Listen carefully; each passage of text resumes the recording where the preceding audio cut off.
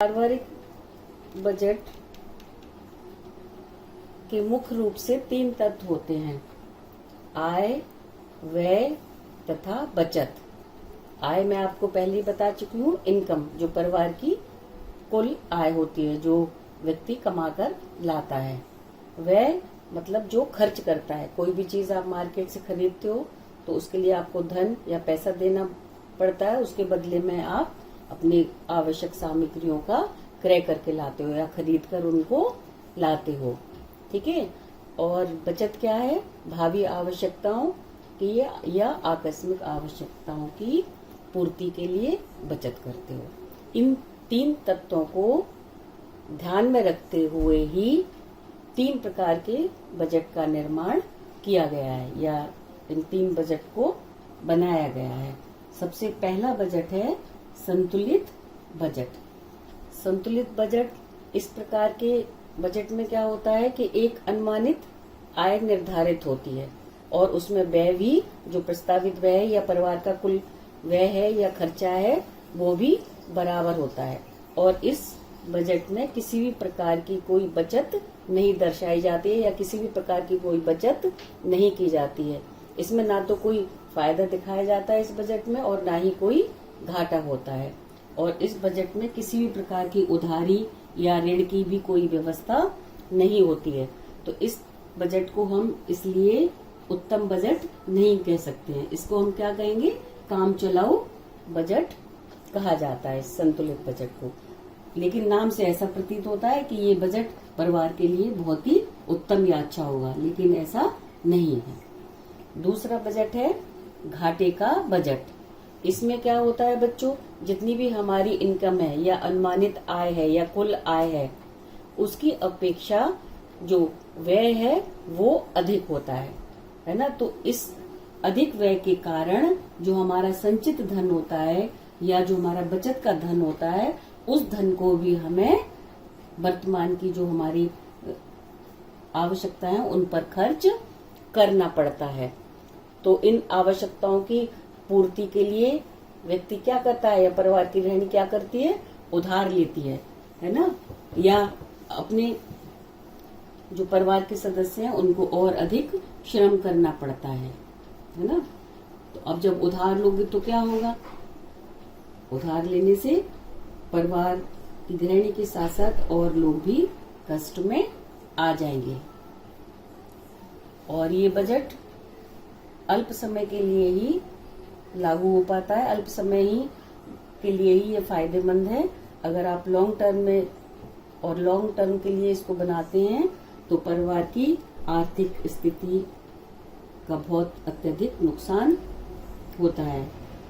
तीसरा बजट है बचत का बजट। जो भी हमारी अनुमानित आय है और जो हमारे व्यय हैं, उन पर जो व्यय किया जाता है वो इसमें कम होता है और कुछ धन भविष्य की आकस्मिक आवश्यकताओं के लिए संचय करके रखा जाता है। तो हमारी जो और भी आवश्यकता है उनकी पूर्ति इस बचत के बजट के माध्यम से होती रहती है।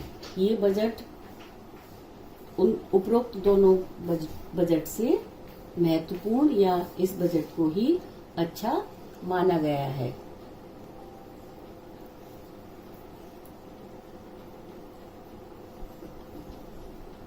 वर्तमान समय की स्थितियों को या परिस्थितियों को देखते हुए बचत अनिवार्य रूप से प्रत्येक घर में या प्रत्येक गृहिणी को करनी चाहिए। तो सबसे अच्छा बजट हमारा कौन सा है? बचत का बजट ही माना जाता है।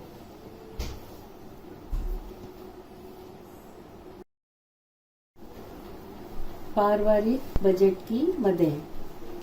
जो पारिवारिक बजट हम बनाते हैं उनमें किन किन चीजों को शामिल किया जाता है, ये आज हम आपको बताएंगे। इसके अंतर्गत बच्चों 9 पॉइंट हैं। ठीक है। अब इन 9 पॉइंट को ध्यान में रखकर ही बजट की मदें सिलेक्ट की जाती हैं। इसमें कम है या इन सब तत्वों को लेकर ही बजट का निर्माण हो पाता है। क्योंकि अगर हम इन सारे पॉइंट्स का ध्यान रखेंगे तो हमारा जो परिवार की गृहिणी है वो परिवार के सभी सदस्यों का अधिक से अधिक उनकी आवश्यकताओं की पूर्ति कर पाएगी और उनको सुख दे पाएगी। सबसे पहला पॉइंट है या सबसे पहली मद है बजट की, भोजन एवं संबंधित सामग्री। आप जानते हो मनुष्य की अनिवार्य आवश्यकताएं कौन सी हैं? भोजन, वस्त्र और आवास।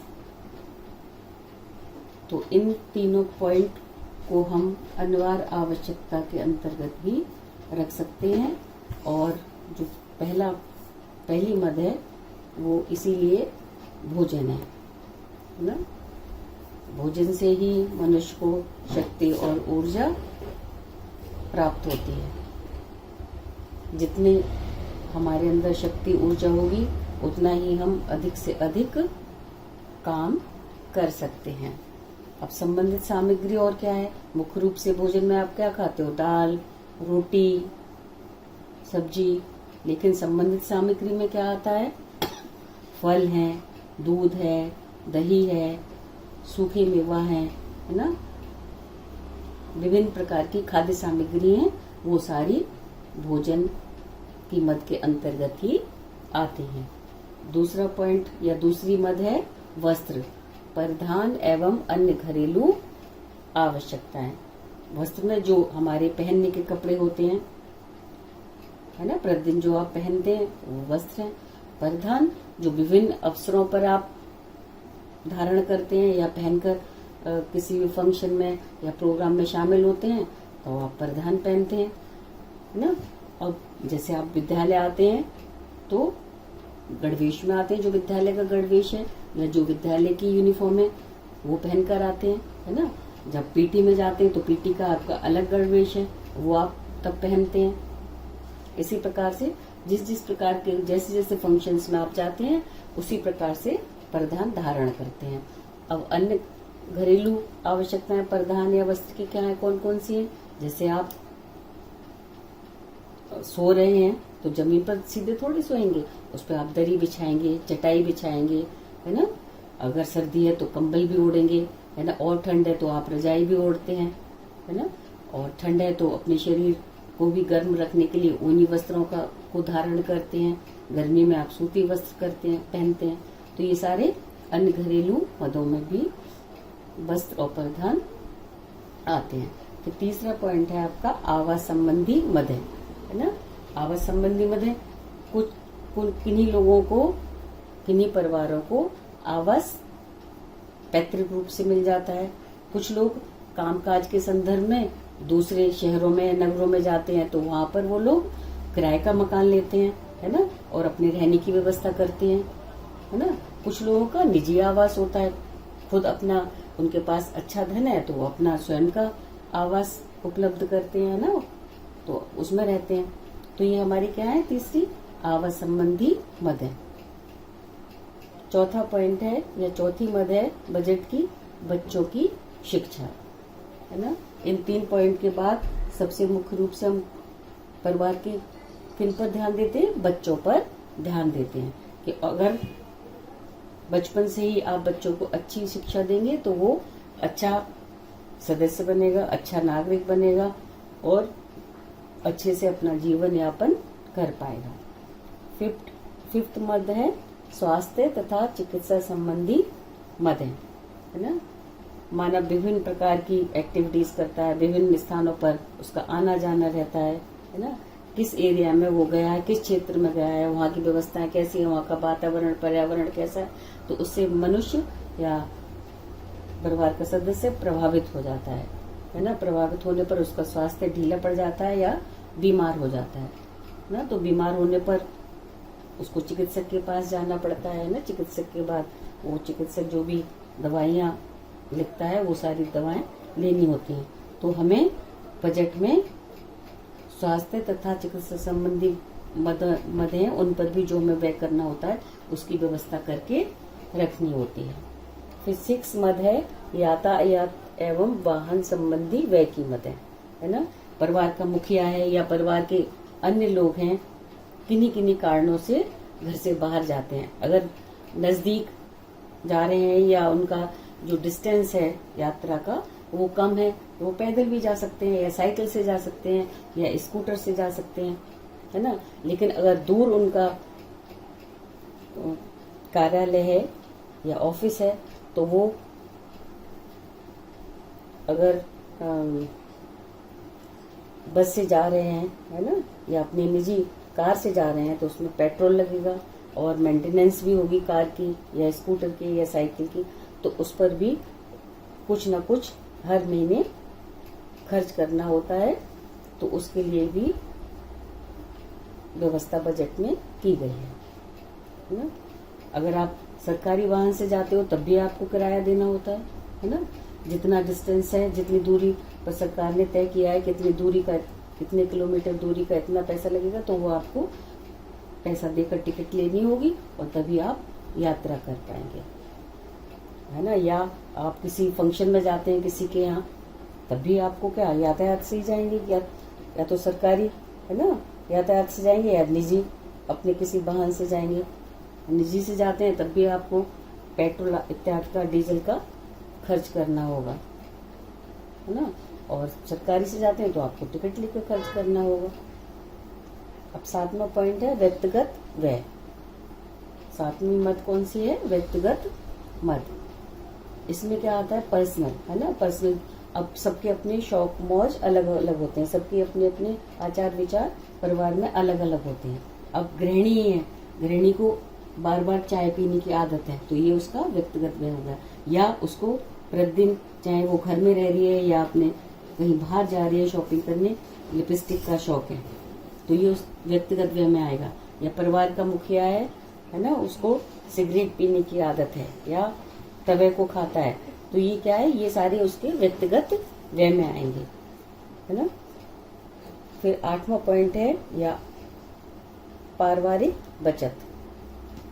ये बच्चों महत्वपूर्ण पॉइंट है बजट बनाने का और बजट की मद का, क्योंकि जो परिवार में हमारी आवश्यकताएं वो जरूरी नहीं है इसी वर्तमान समय में ही पूर्ण हो जाएं। कुछ आवश्यकताएं हमारी भविष्य की भी होती हैं, उनकी पूर्ति के लिए भी परिवार में या बजट में बचत का प्रावधान किया गया है। फिर 9वां पॉइंट है अन्य घरेलू व्यय की मद है। अन्य घरेलू व्यय की मद में बच्चों आ जाता है, जैसे अगर आपने बच्चों की शिक्षा में फीस जमा कर दी, उनकी यूनिफॉर्म दिलवा दी, उनको किताबें दिलवा दी, लेकिन बीच बीच में कोई भी एक्टिविटी विद्यालय में कराई जा रही है तो उसके लिए जो खर्चा आएगा या जो भी फीस लगेगी वो हम अन्य घरेलू व्यय की मद में डालते हैं और वो एक्टिविटी के लिए आपको धन देना ही पड़ेगा।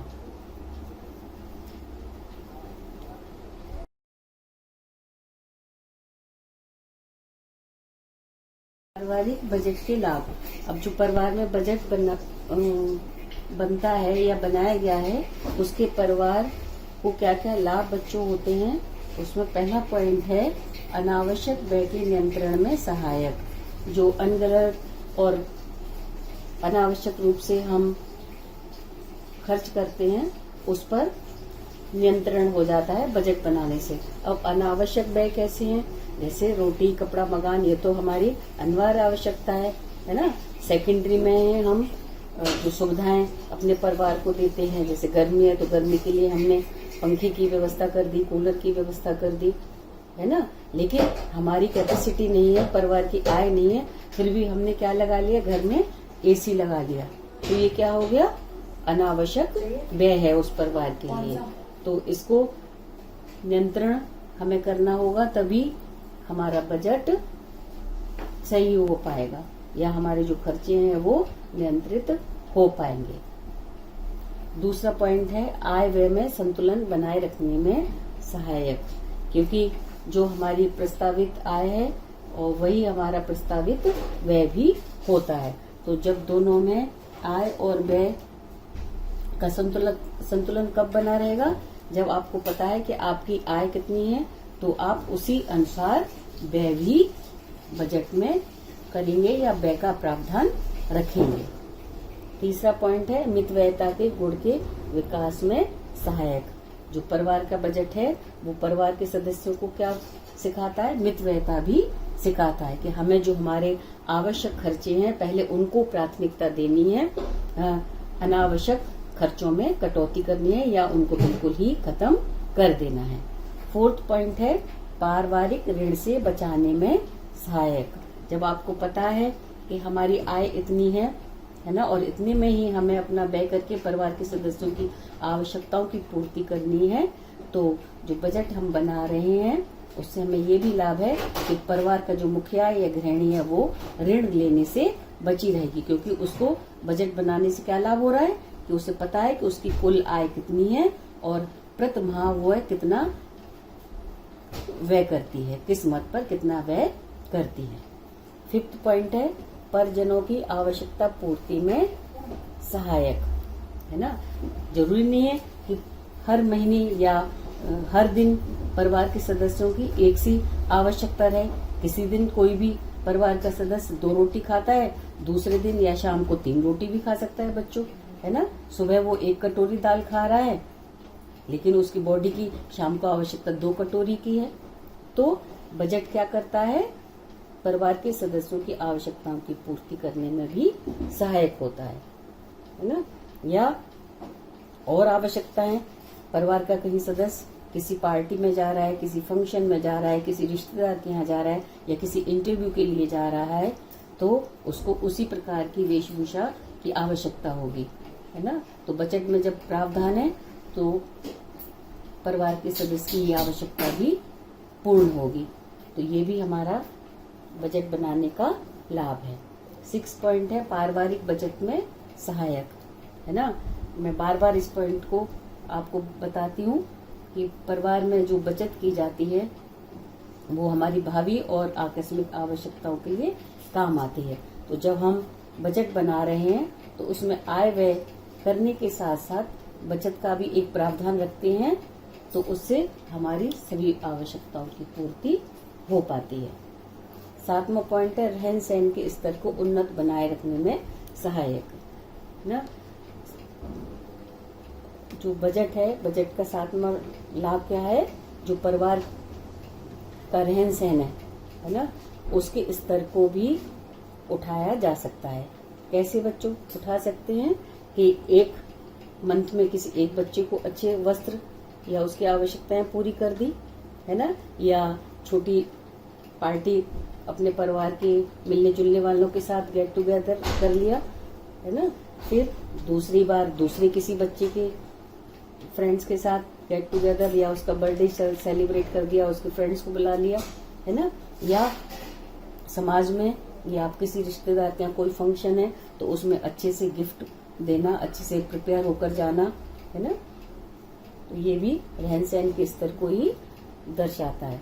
तो ये भी क्या लाभ हुआ, बजट का लाभ हुआ। ये 8वां पॉइंट है पारिवारिक सुख शांति एवं समृद्धि में सहायक, है ना। पैसे के अभाव में या आय के अभाव में हम जब परिवार के सदस्यों की आवश्यकताओं की पूर्ति नहीं कर पाते हैं तो वहां पर अशांति होती है ना। लेकिन जब हम ये प्रावधान रखते हैं तो परिवार के सदस्यों की सारी आवश्यकताओं की पूर्ति होती है, तो उस परिवार में सुख शांति बनी रहती है और ऐसे परिवार की उन्नति और समृद्धि भी होती है। फिर ये 3 पॉइंट बच्चों अलग से हैं जो सभी के लिए, पूरे देश के लिए, पूरे समाज के लिए, पूरे विश्व के लिए लाभदायक है बजट बनाने के लिए। पहला है अर्थशास्त्रियों को लाभ, है ना। पूरे देश की या समाज की अर्थव्यवस्था को कौन देखते हैं या एनालाइज करते हैं, अर्थशास्त्री लोग ही एनालाइज करते हैं ना। तो ये अर्थशास्त्रियों को भी बजट बनाने से लाभ होता है। फिर इसका खा पॉइंट है समाज सुधारकों को लाभ। समाज सुधारकों को कैसे लाभ है, क्योंकि जो समाज का स्तर है ना, ये समाज के जो नैतिक कर्तव्य हैं वो सब कहाँ से संचालित होते हैं और हर परिवार के भी सारे नैतिक जो मूल्य हैं वो कहाँ से संचालित होते हैं? समाज से ही होते हैं। तो समाज सुधारक भी बजट का पूरा पूरा लाभ उठाते हैं और प्रत्येक परिवार को इसका लाभ भी मिलता है। सरकार को देखा होगा आपने, हर वर्ष सरकार अपना बजट पेश करती है जनता की आवश्यकताओं की पूर्ति करने के लिए। जनता को किस किस चीज में क्या क्या लाभ देना है, इन सब चीजों को ध्यान में रखते हुए सरकार अपना बजट बनाती है और जनता के सामने पेश करती है।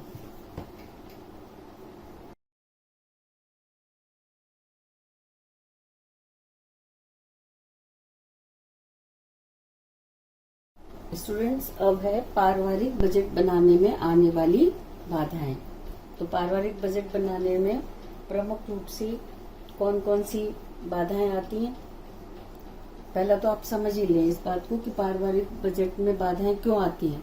क्योंकि हर कोई पूर्ण रूप से उसको स्वीकारता नहीं है और उसको लागू नहीं करता है। अगर नियमित रूप से परिवार बजट का लगातार निर्माण करे और उसका पालन करे तो बजट में ये बाधाएं या समस्याएं उत्पन्न नहीं होंगी और बजट में पूर्णतः सफलता प्राप्त होगी।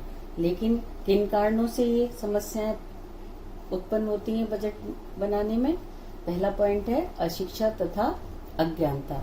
जो परिवार की गृहिणी है जो बजट बना रही है या अन्य कोई भी किसी संस्था में बजट बना रहा है तो वो अशिक्षित है ना, पढ़ा लिखा नहीं है, उसे लिखना ही नहीं आ रहा है, उसको समझ में नहीं आ रहा है कि बजट के अंतर्गत हमें क्या क्या चीजें लेनी है, हमारी क्या आवश्यकता है, कहाँ पर किस मत पर हमें कितना खर्च करना है, किस मत पर बिल्कुल भी खर्च नहीं करना है ना, कितनी बचत करनी है। हाँ, तो ये क्या है? मुख्य रूप से अशिक्षा का ही कारण है। फिर अज्ञानता, वो बजट बनाने जानता ही नहीं है या गृहिणी बजट बनाना जानती ही नहीं है कि बजट क्या होता है, बजट बनाने में क्या क्या चीजें मुझे शामिल करनी है या किन किन मदों पर मुझे प्रमुख ध्यान देना है, किन मदों पर सेकेंडरी ध्यान देना है, किन को बिल्कुल थर्ड में रखना है ना। तो ये उसकी अज्ञानता भी है।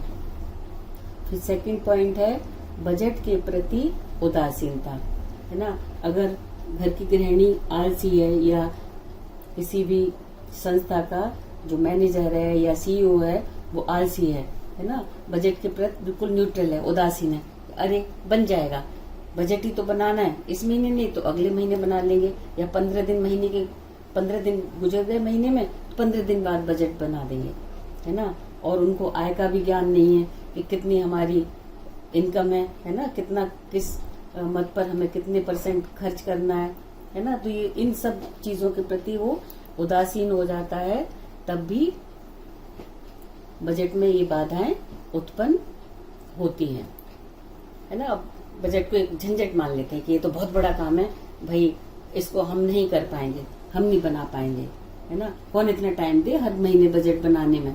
तो क्या करते हैं, छोड़ ही देते हैं कि नहीं, फिर जैसा खर्च हो रहा है फिर क्या है, उससे सारा पूरा ही पारिवारिक आय का जो संतुलन है वो सब बिगड़ जाता है।